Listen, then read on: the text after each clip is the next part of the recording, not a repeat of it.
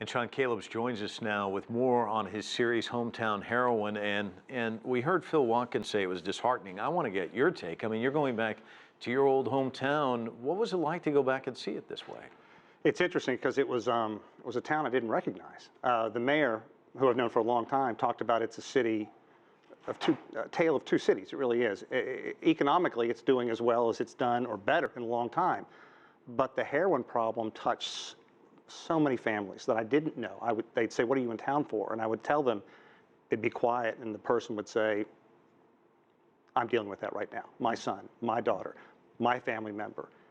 It was staggering to me. And you talked about the hospital, 1 out of every 4 babies. That's what they know.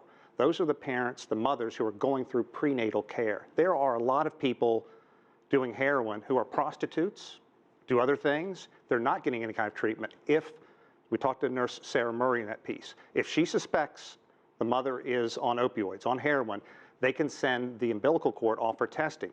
And the mayor told me he's been told that as many as 60% of those umbilical cords come back positive for heroin. Some of the video that we took out there, this is Hometown Heroin's going to air on our program America's Now on November 13th. We're going to have a half-hour special, and that is sobering is the 8 minutes war. The 28 minutes is just, it just sticks with you. The interesting thing is, you think Huntington, West Virginia, as you said, it's not a big city, no. Not a big metropolis. How is the heroin getting there? I mean, it seems like it's insidious. It's everywhere. Yeah, it comes in from Detroit. That's what law enforcement officials tell us to the Huntington area, and it's such a huge problem. But if you look at where it comes from in the first place, before the 9/11 attacks, about 65–70% of the heroin in the United States came from Afghanistan. 15 years after the war on terror, we can now say 90%.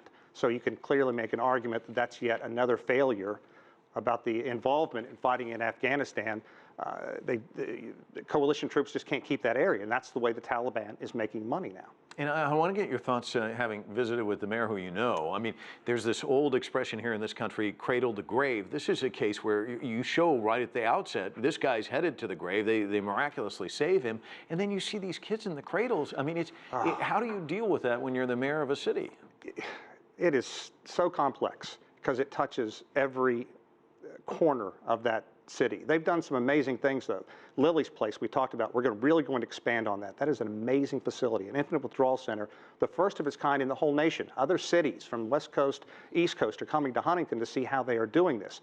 It used to be they took heroin babies to the NICU, the newborn intensive care unit of the nursery.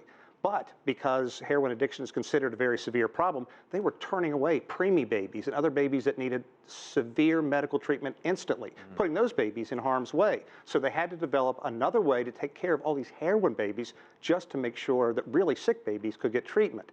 But about 30% of the money to run that facility comes from donations. You're talking about a town that doesn't have a lot of money. Unemployment is high, jobs are going away, that they're finding a way to do it. How did it get to this point? Just a prescription problem. In West Virginia, a lot of heavy industry, coal, rail, steel. Those are the kind of jobs that lend themselves to on-the-job industry. Rather than surgeries and getting those people back, here, take these pills. You'll be back on your feet in no time. Pills go in the cabinet, person here gets hooked, Junior gets his hands on them, he's hooked. It's a tale all across the United States. Wow. Yeah. All right. Thanks so much, Sean. Amazing stuff.